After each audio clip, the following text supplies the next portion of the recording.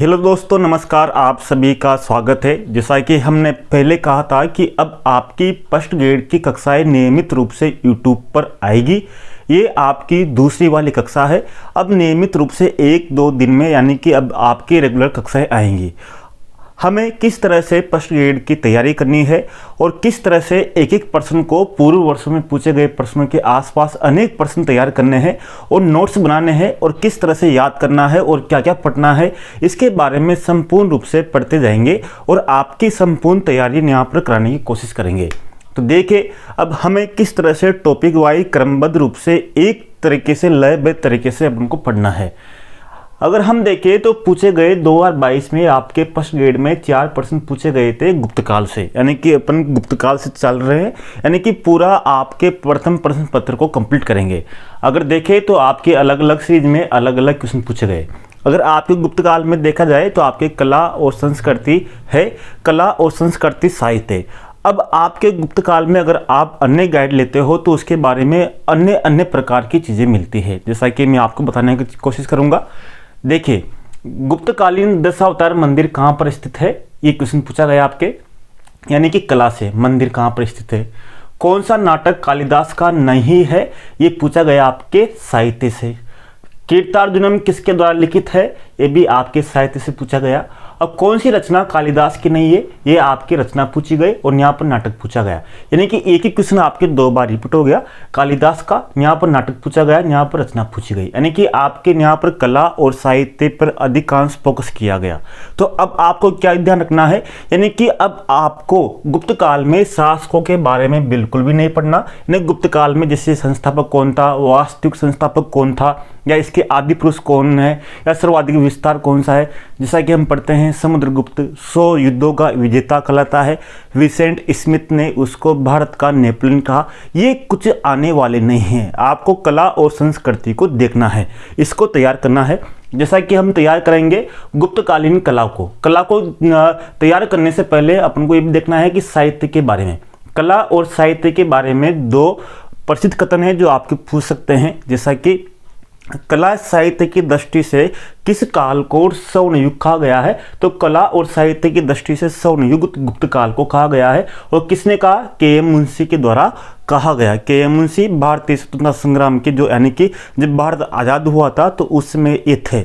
इसी तरह कला और साहित्य की दृष्टि से किस काल को पुनर्जागरण काल कहा जाता है, तो पुनर्जागरण काल किसे कहा जाता है, तो गुप्त काल को कहा जाता है। अब मुंशी में भी म है, मैक्स मुलर में म है, तो आपको दोनों म ध्यान रखना है, मैक्स मुलर और मुंशी।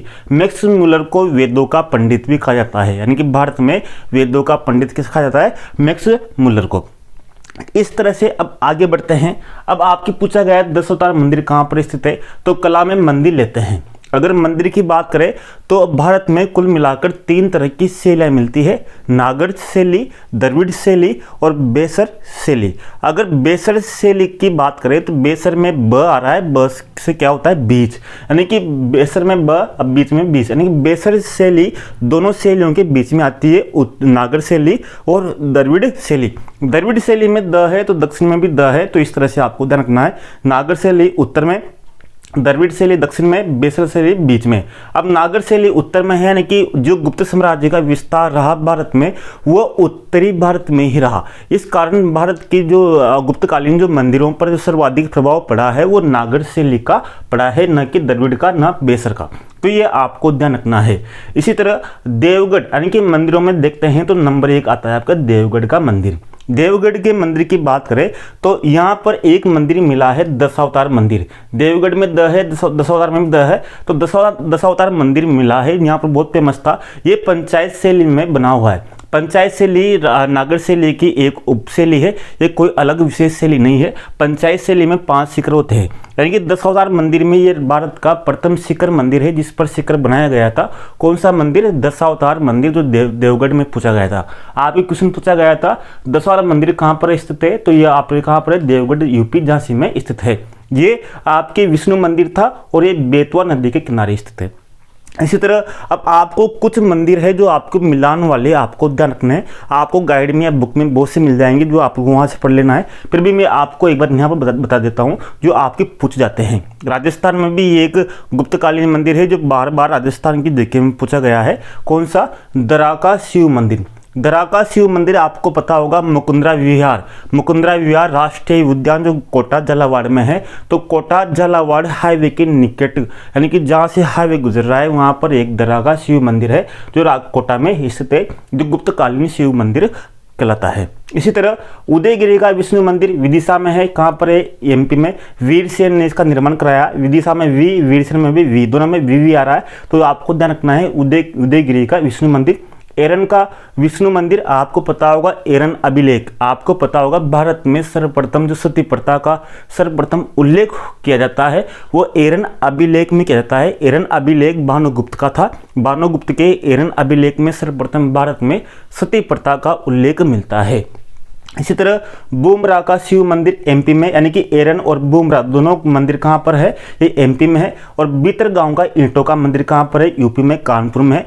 अगर आप देखोगे बीतरगांव का ईंटों का मंदिर, तो ईंटों का मतलब है इसमें ईंटों का ही प्रयोग हुआ है। अब यहाँ पर दिया हुआ है, यहाँ सब पे देख आप एक नोटिस करना, सबके आगे लिखा हुआ है विष्णु मंदिर, विष्णु मंदिर, शिव मंदिर, शिव मंदिर, लेकिन बीतरगांव का ईंटों का मंदिर के आगे न तो शिव लिखा हुआ है न विष्णु लिखा हुआ है। तो बीतरगांव का जो ईंटों का मंदिर है किसको समर्पित है? आपकी वहाँ आ जाएगा विष्णु को, शिव को या किस ब्रह्मा को। तो ये किसी भी आराध्य देव को समर्पित नहीं है, ये आपको ध्यान रखना है। इस तरह से आपको अपने नोट्स बनाने हैं। आगे चलते हैं मूर्ति कला में, यानी गुप्त कला के बारे में। जो मूर्तियां हैं, मूर्तियों के बारे में बहुत सी बार पूछा जाता है। अगर मूर्तियों की बात करें तो गुप्त काल में है 4 केंद्र थे, बनारस, पटना और आपके सारनाथ और मथुरा। अगर मथुरा की बात करें तो मथुरा जो सर्वाधिक जो शैली थी मूर्तियों की, मथुरा, यानी कि सर्वाधिक जो मूर्तियां बनी वो मथुरा शैली में बनी। लेकिन सर्वाधिक प्रभाव यानी सर्वोत्तम जो शैली है वो सारनाथ की कहलाती है। यानी सारनाथ का जो अपन जो देखते हैं तो अशोक, जो सम्राट अशोक था, उन्होंने सर्वाधिक प्रभाव जो सारनाथ का जो स्तूप था वहाँ पर बौद्ध किया। यानी कि यहाँ पर सर्वाधिक जो गुप्त काल में जो खड़े बुद्ध की मुद्रा, यानी कि बुद्ध की जो मूर्तियाँ सर्वाधिक यहाँ पर बनी थी। तो मथुरा का सर्वाधिक जो मूर्तियां यहाँ पर बनी, लेकिन सर्वोत्तम जो सर्वश्रेष्ठ जो कला थी मूर्तियों की कौन सी थी? सारनाथ की थी। तो स में स, सर्वोत्तम में भी स आ रहा है। अब सारनाथ में एक पाई गई, आपको पता होगा सुल्तानगंज। सारनाथ में स, सुल्तानगंज में स। सुल्तानगंज में एक बुद्ध प्रतिमा मिली थी। वहां पर ये अभी बुद्ध प्रतिमा बर्गिंघम संग्रहालय में है। बर्गिंघम संग्रहालय कहाँ पर है? इंग्लैंड में है। जहाँ पर जो डॉक्टर जो रेलवे के इंजीनियर थे एक, तो तत्कालीन 1858 में वहां पर रेलवे के एक इंजीनियर थे हैरिस ने सर्वप्रथम इस बुद्ध प्रतिमा को खोजा था, सुल्तानगंज की बुद्ध प्रतिमा को। सारनाथ में भगवान बुद्ध की जो बैठे हुए पद्मासन में जो मूर्ति मिली थी, और मथुरा में खड़े बुद्ध की मुद्रा में मूर्ति मिली थी। तो आपको ये मिलान करना है कि खड़े बुद्ध की मुद्रा में मूर्ति कहाँ पर मिली? मथुरा में मिली। और मुद्रा, यानी कि मुद्रा का मतलब है मथुरा में मा रहा है और मुद्रा में भी क्या रहा है? मा रहा है। तो पद्मासन में कहाँ पर? सारनाथ में ये मूर्ति मिली थी और सर्वोत्तम शैली भी यहाँ पर थी। इसी तरह अगर आपके चित्रकला की बात करें तो 2 तरह की चित्रकलाएं होती थी, यानी कि एक तो भित्ति चित्रों पर और एक शिलालेखों पर। लेकिन जो गुप्त काल में जो चित्रकला मिलती है वो गुहाओं पर, यानी कि जो गुफा थी, गुफाओं की दीवारों पर जो चित्रकला बनाई गई थी। और गुफाएं 2 तरह की होती है, एक होती है चैत्य, एक होता है विहार। चैत्य और विहार। चैत्य का मतलब ये होता है जहाँ पर आप साधु संत जी एक तरह से वहाँ पूजा पाठ करते हैं, और विहार वहाँ होता है विहार जहाँ पर व्यक्ति आवास की तरह रुकते हैं, जहाँ पर उनका घर मकान होता है, उसको बोलते हैं विहार, यानी कि जहाँ आराम करते हैं। और चैत्य यानी कि पूजा स्थल होते थे। तो 2 तरह की होती थी। तो गुप्त काल में देखा जाए तो 2 तरह की जो गुफाएं प्रसिद्ध थी, एक थी अजंता में, एक थी बाघ। अब बाघ और भीमबेटका, अगर आप क्या जाए कि भीमबेटका और बाघ दोनों में क्या क्या है? भीमबेटका में ब और बाघ में भी ब, दोनों में बी है। तो बी भोपाल किसकी राजधानी है?